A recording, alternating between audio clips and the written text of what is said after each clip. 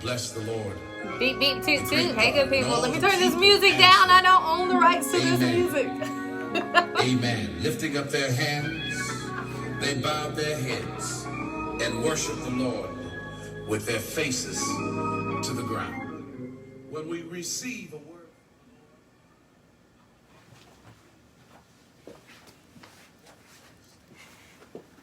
Hey, good people. It's your Alabama church girl here. First, giving honor to God, who is the head of my life, to all the leaders, saints, and friends. Welcome, welcome, welcome on in. It's Mother's Day. Happy Mother's Day to all the mothers out there. Oh, I hope you've had a wonderful day. It's very beautiful outside. Very beautiful outside. So just as beautiful as it is outside, I hope you've had a beautiful feeling on the inside. I hope your family has blessed you richly. Did y'all watch the Queens last night? Erica Badu and Jill Scott. Two of my faves. Go at it last night. Yes, they said it wasn't a battle. It was a celebration. I don't know what you want to call it, but I want to tell y'all I got my life. Oh, I'm sorry. Y'all saints, y'all don't listen to that kind of music. Sorry for you. You missed out. It was great. It was fabulous. Beep, beep, toot, toot. The maestro's in the building. Give it up for Mr. Johnson. Hey, Talisha. Happy Mother's Day. Hey, KJ. Happy Mother's Day. Beep, beep, toot, toot. Yeah, I had to turn it down. Okay. We're about to get started. Got 4 minutes. Well, 3.5 before we get started here. Got a social conversation on today. Listen. It's all out of love. I hope no one gets too far in their feelings regarding it. But every conversation I have, I want to make us think and consider where we are and where we need to go, how we need to maneuver to make things better. Anywho, gotta send out condolences for Mother, the Queen of Blues. Mother Betty Wright passed away on today, y'all. We send our condolences to her family and those who love her around the world so very much. If you were like me, we weren't supposed to be listening to the radio, but if my mama went to church on Saturday morning and she made us stay at home and clean up, my older cousins would play a little Betty Wright. So I knew a little bit about No Pain, No Gain, Mr. Ernest. I knew about the old lady sitting under the tree. Yes, I did. I did. And we definitely will miss her. Her music will live on, though. Her legacy definitely was fully established many, many years ago. But, you know, her life is gone way too soon. We also send our condolences to Little Richard, the king of rock and roll, and Andre Harrell. I believe he was a founder of Def Jam. So, you know, we lost some legends this weekend.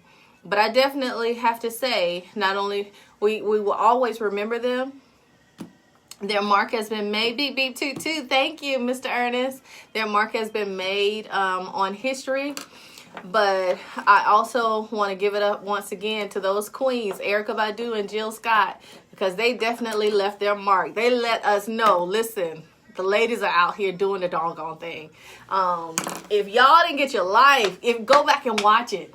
It said over 700,000 people were watching them on social media. This is just social media. Just imagine if they had been on cable TV or if they had been streamed on the mainstream. Netflix would make a killing listening to those two ladies, putting those two ladies on, going neck and neck. All right, we got less than a minute. Countdown to the intro. Excuse me. You know what? I swear by this stuff. 2 things I can't leave the house without. Chapstick and earrings. I love earrings, y'all. I do. Y'all like my little quotes? I love earrings. To exit with anything. Okay. Anything. Yeah. Yep. Up tempo. Gotcha. 15 seconds, and here we go.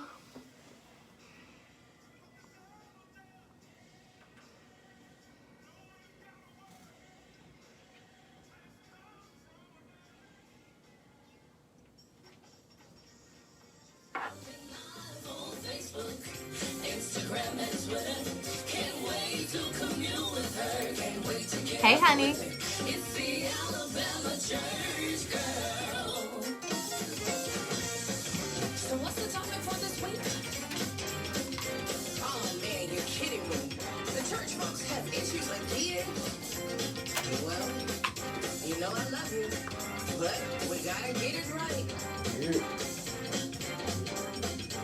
A PR for the preacher, publicist for the people. You gotta be with me on this. Hey, cousin. I feel like Jeremiah. I know the people don't want to hear it, but it's like fire in my bones and I gotta let it out. Lord, when I open up my mouth, you speak for me. Let me have no fear of their faces. All right, y'all. Here we go. Well, it's the Alabama Church Girl. Beep, beep. Praise the Lord, saints.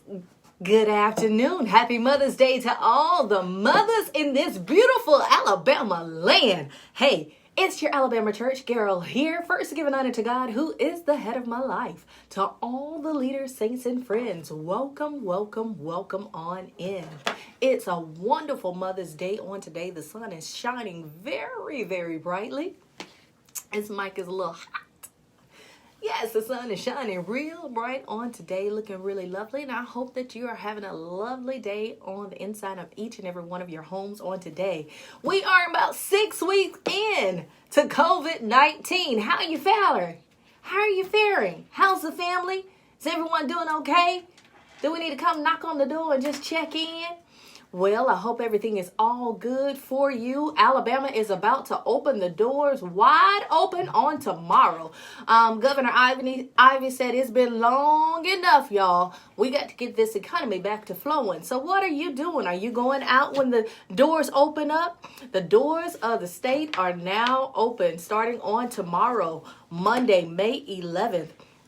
I just want to advise to please be careful as we go out. Continue to protect yourselves as well as others.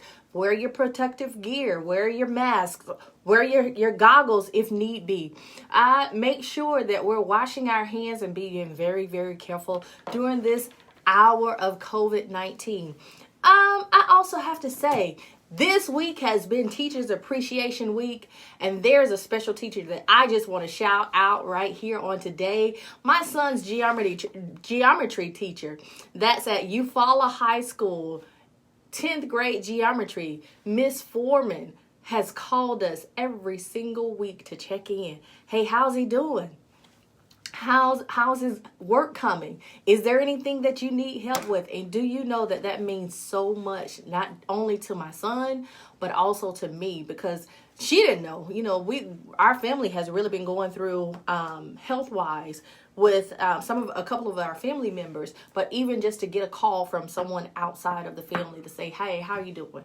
I was just making sure that everything is okay has meant so much to my family. And there are so many other great teachers that go above and beyond the call of duty to make sure that our children are taken care of. And I just want to say, I appreciate you, Miss Foreman. I appreciate all the teachers, but I definitely want to call you out, shout you out on today and say, great job. Job well done.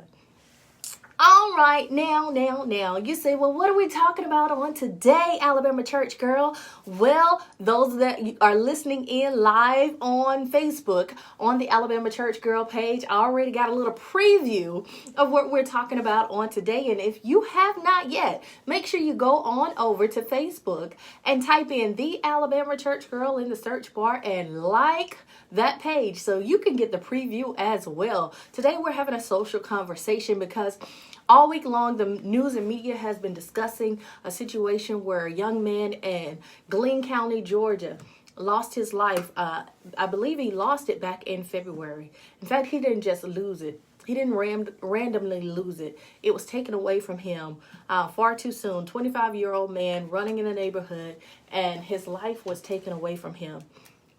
And my heart melted for his mother. I know that there are plenty of mothers out listening right now, right here on Rewind 97.9, that have experienced the anxiety and the stress, the paranoia of sending your babies out into the community, praying, making sure that you have these extra conversations with them prior to them leaving out the door about how to be careful. I have a 15-year-old who's about to turn 16 at the end of this month. We have talked and discussed and gone into detail and rehearsed how to respond if you're pulled over by the police.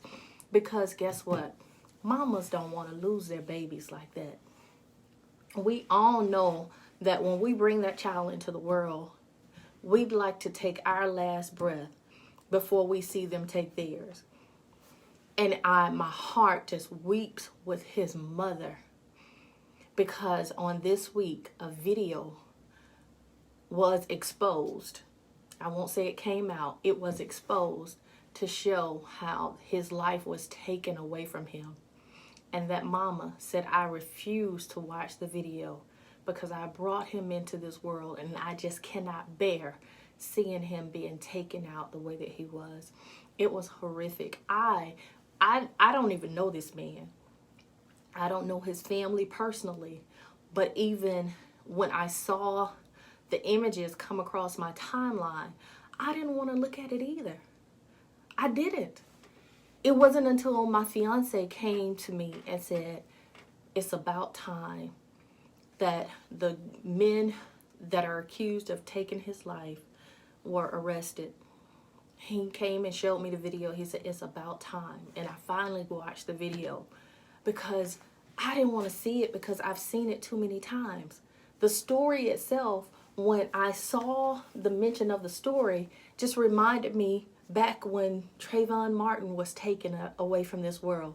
That was the first time that I had to sit down and have a conversation with my son.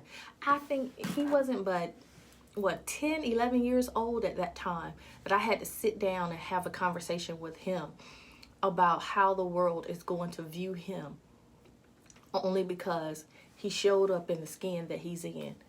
A male that showed up in the skin that he's in. I'm tired of seeing it, y'all. It's a burden that my heart cannot just continue to see this over and over and over again and know that we keep silent too long. There's more to be done. There's more to do than just march in the streets or hashtag with thinking of you. There's more to be done. There has got to be more that can be done. And this is no cry for anyone to go out and start rallying in the streets and burning things down. That's not what I'm saying. But at some point, when do we really speak up for justice? We know what the story is, and I'm not going to go into the details. But what I will say is that it's a deep, systematic, cultural problem. And the problem doesn't just sit on one side of culture. It's a countrywide cultural problem. Well, I thought about it, I meditated on it. And if you are interested in joining in on this conversation and adding to the conversation, you're welcome to call in. The number is 334-591-0340. But as I thought about it, I meditated on it, Kay, I said, God, we have a deep, systematic, cultural problem very similarly in the church, in the four walls of the church. Think about this. Just bear with me. When I sit back, and over time, I've heard many testimonies of people that say I've been hurt in the church as I attempt to do God's work. And there generation after generation after generation that testify why I don't go to church. I've been hurt in the church as I attempt to do God's work. There are too many people that I know testify of, I got pregnant and they basically just excommunicated me from the church. And it's usually women and children, not excluding men, but it's usually women and children that have that same testimony. Or a mother whose child states that they are coming out of the closet, and that mother has to face the scrutiny of fellow church members to excommunicate your own child from your family. That you don't even show the love of God to your own child, your own seed, because the church told me that that's bad. Been hurt in the church as I attempt to do God's work. And I look at it and I say, God, the same way someone has been keeping quiet about this story of this young man's life being taken in Glenn County, that same type of silence I've seen generation after generation in the four walls of the church. Somebody knew that that man was murdered in Glenn County prior to May of 2020. This supposedly happened back in February. The video was recorded back in February. Why is it now May 10th before anyone has been notified, the public is aware, or anyone has been arrested? Because someone was keeping silent. And that's the same thing that goes for so many people that have been hurt in the church, that don't get the justice that they need from the church family, because too many of us sit back and stay silent. I feel like in the church house, we idolize the pulpit so much that we don't ever want to hold that pulpit accountable. When hurt comes from the pulpit and not help, not healing, not a holy word from God, but something that's abusive and attacking, tearing members of the church down, somebody, all of us, have a right and a responsibility to make sure that justice is served. Wait a minute, preacher man. Hold up. And I know some pastors might want to throw their daggers at me right now. And I'm going to make a distinction. Give me just a moment. Bear with me. We have a responsibility, men and women of God. We have a responsibility. For many church houses, there are great preachers in the pulpit and not enough great pastors. What do I mean by that? Okay. Preaching is a skill. Preaching is a talent, honestly. I was waiting to hear somebody's objection. But it is. We teach kids to preach when they're little bitty kids. Just go look up the YouTube videos. Go look up the Facebook videos of these kids preaching. Some of them they can't even read, but they can preach. Can't even say the words correctly, but they can preach. They know how to hold their back. They know how to shake the microphone. They know how to, just like the preacher does. It's a skill. It's a talent. It's too easy to learn. And some people are excellent at it. And we glorify them because they entertain us in the right way. Just like I explained that Erykah Badu and Jill Scott entertained me in the right way last night.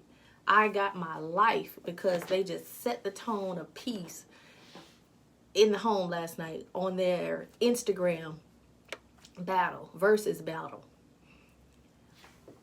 Preachers do the same thing. They excite you in the right way, Angela. And we get so excited, we just start throwing money at them. Now that baffles me when I see people just throw money at the preacher. Like, goodness, did this turn into the strip club? Jesus, we throwing money at the pulpit like that? Oh, okay. But we do. We get excited. That's why, half the time people are amening the preacher so good because of how he is projecting the word, how he is displaying the word, that we're not even listening to what they're saying. Because sometimes if you sit back and just listen to get an understanding of what they're saying, sometimes it ain't even lining up with the word of God. Wait a minute, I got questions. Is that right? Are you sure that's right, Pastor? The difference for me, a good preacher is a very talented entertainer. A preacher can go from house to house. A preacher can get up at any moment, any time to give you a hot, hype message. I learned the skill to communicate in my Toastmasters class. We have this thing called the word of the day. We'll do the word of the day. And then we will have a 2-minute topic. With our hot topics, you have 2 minutes to give a complete answer. The person that can give the best complete answer in 2 minutes is going to be awarded every single meeting, every single week. We learn it. It's a skill. It's too easy. Anybody can learn it if you really just put your mind to it. Give a good, motivated message. 2 minutes flat. But a good pastor is a shepherd for real. A good pastor isn't just going to always give you a hot message, a hot topic. 2 minutes and we out of here. Give me 2 minutes and we out of here. That's not how a good pastor is going to lead all the time. Now he might be skilled to preach as well, but a good pastor tends to the whole man. A good pastor comes with a spirit-filled word as well as a word of correction. A good pastor is going to speak something over that pulpit that changes your life. That it compels you to want to change your life, Cornelius. A good pastor is concerned on whether or not you are financially healthy. A good pastor is not begging you to give all your bill money and bring your Alabama power money up here to the offering plate and believe God to pay the bill. A good pastor is not leading you in that direction because that's not healthy. My credit score should be a concern for a good pastor. Because how can I be the light, the city that sits on the hill, and I'm in debt? I'm drowning in debt, begging somebody to get me out of here. A good pastor is concerned about my health. A good pastor is not wanting to fill our bellies with that dirty bird that we love so much and all this good fattening food after service and burying us one by one at the altar. A good pastor is concerned about that. A good pastor is telling the mothers of the church, okay, we need to make sure we have a good healthy meal prepared. Let's line this up right. We're only going to give out so many servings. We're not going to just keep piling plates up like this. A good pastor is concerned about that. A good pastor is concerned that my household is running well. Your children are doing good. Is there anything that we can do as a family to support you, a church family to support you? Because that's what a shepherd has to do for the sheep. When Jesus came and walked on this earth, he spoke in parables, and he spoke in parables for a reason. It was a metaphor of something so much more, in the words of Jill Scott, that we can understand how to do the things that we're supposed to do, what's necessary for us to do. Once again, you're welcome to call in. The number is 334-591-0340. We have 10 minutes left.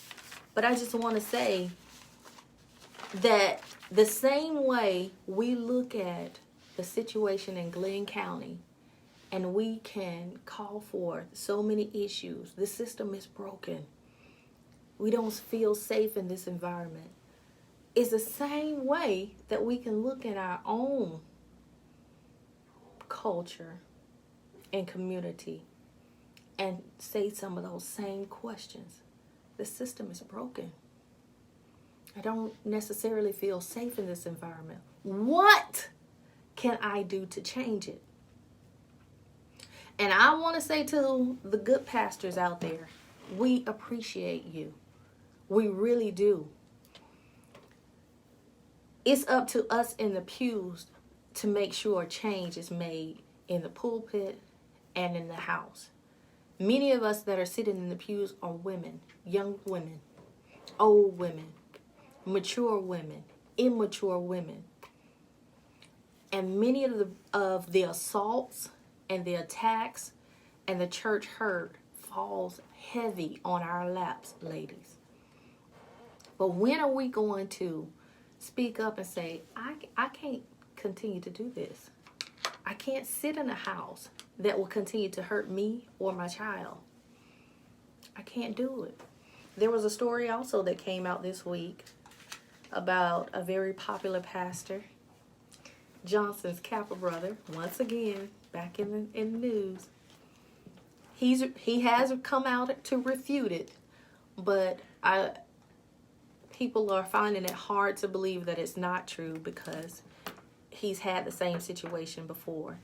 The story was that this very popular pastor that was just on CNN last week has fathered another baby outside of wedlock, and it's not with the wife, his previous wife that he has children with and is supposedly dating again.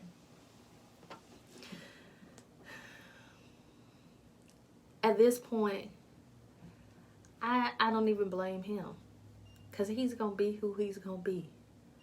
But when are we going to open our eyes and use 20/20 vision to see? Why am I continuing to follow this?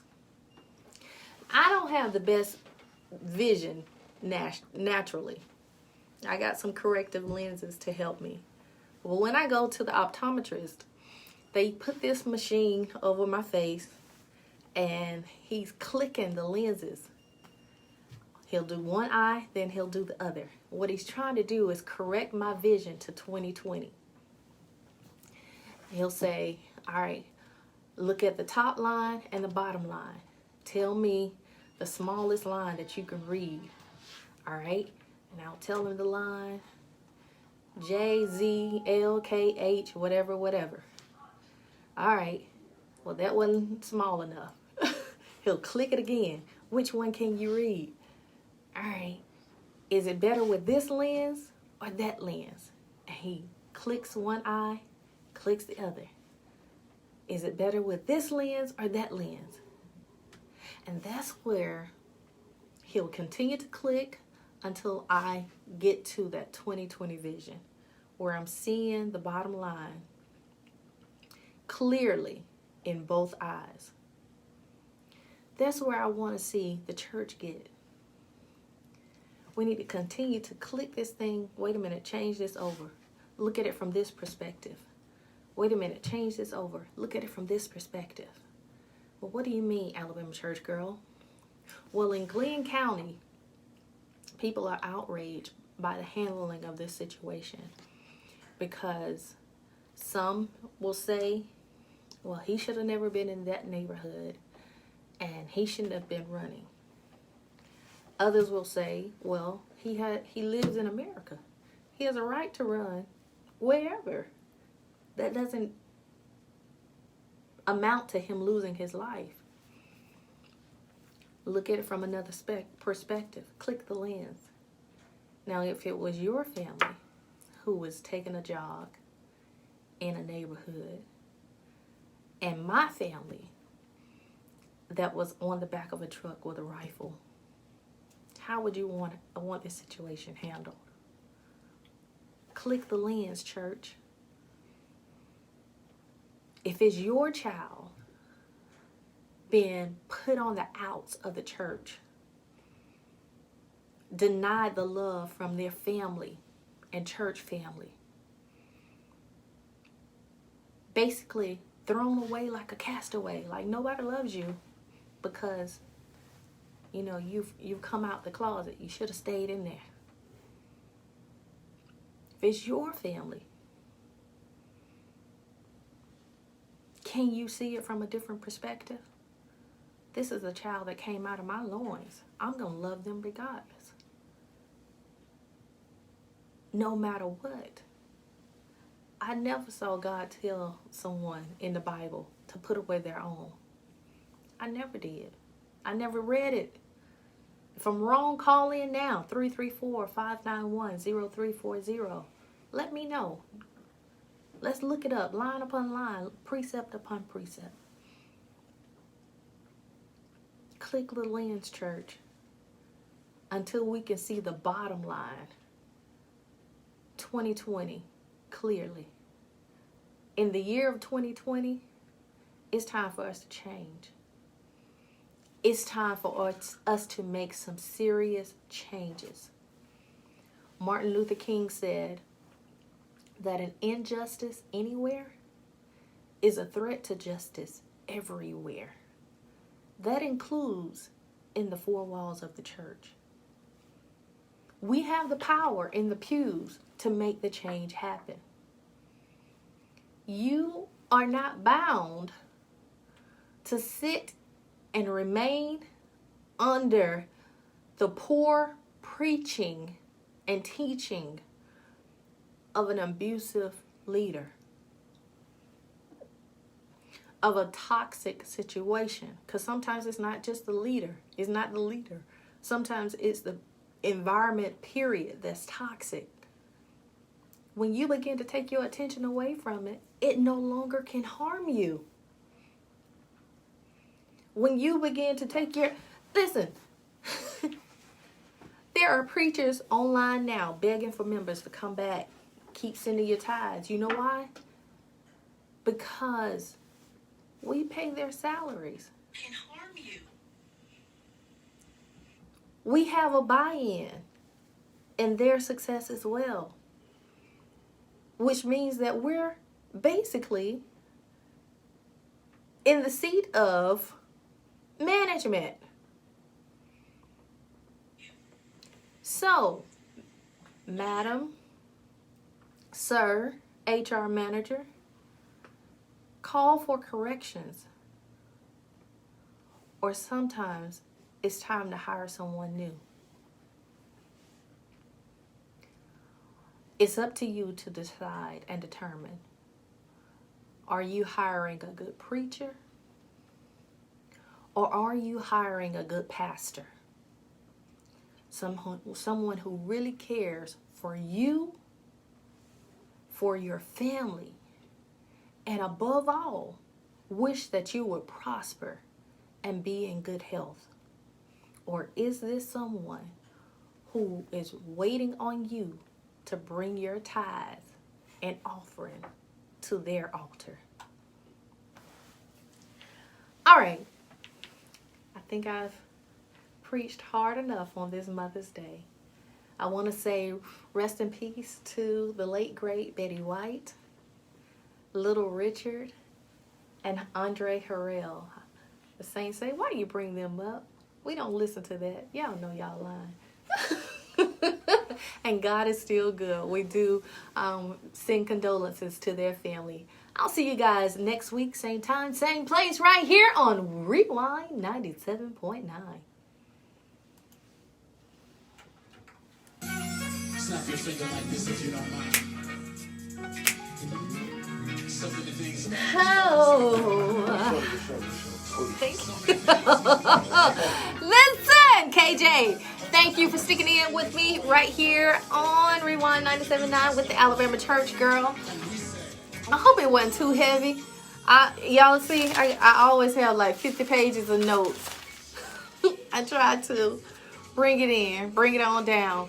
But it is, my heart is heavy for that young man's mother on today.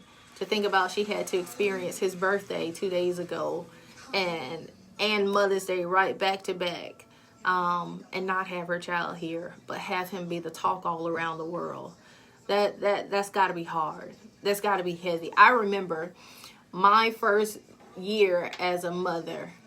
My son started walking on Mother's Day. His first year. Well, he wasn't even a year old yet because his birthday's at the end of the month. But he started walking on Mother's Day. The last thing I want to see is for him to walk right out of my life on Mother's Day or around Mother's Day. It just would hurt too much. So we pray for their family. We pray for our legends that we lost on this week. And I pray for you guys. I hope you're praying for me too. Check me out this week because I have a Church Girl Challenge coming up for you this week. Y'all like my intro song? It's the Alabama Church Girl. You like that, KJ? Well, listen. I want to challenge some young ladies to do me a little dance on TikTok, maybe on Facebook, maybe. Send me a video to the Alabama Church Girl intro song. And I'm giving away $100 to the one that gets the most likes on Facebook. That's a young girl anywhere the ages of 12 to 18. We'll start it this week. We'll start the challenge this week. You can go ahead and upload the videos this week and go ahead and campaign for all your likes. Next Sunday, May 17th, we will announce who was the winner of the challenge, getting $100. You can drop your Cash App, your PayPal, or if you need me to send it snail mail, I can do that. I hold true to my word. You will get $100 for the best video. So tell all your friends and your kin to get their young ladies, their church girls, to drop a video to the Alabama Church Girl intro song. I will upload the song to the Alabama Church Girl page so that you can use that in your video. Thank you, Mr. Ernest. Thank you, KJ. You can use the song in your video to do a little dance, do a little jig. Hey, I'm a church girl. Y'all see I wear my caps and my wraps and all that. But listen, I love the big church lady hats too. I like a little glove every now and then. I'm a little old school, old fashioned church lady in my soul. You know, I'm the church girl that was born and raised with stockings on and slips. Yeah, I'm that type of church girl. Anywho, I love you guys. I will talk to you all. I will see you all throughout the week right here on the Alabama Church Girl page. You can also check me out on Instagram and Twitter. And I'll see you back here in the studio next Sunday, 2:30 p.m. right here on Rewind 97.9. Mwah! Love God, love your families.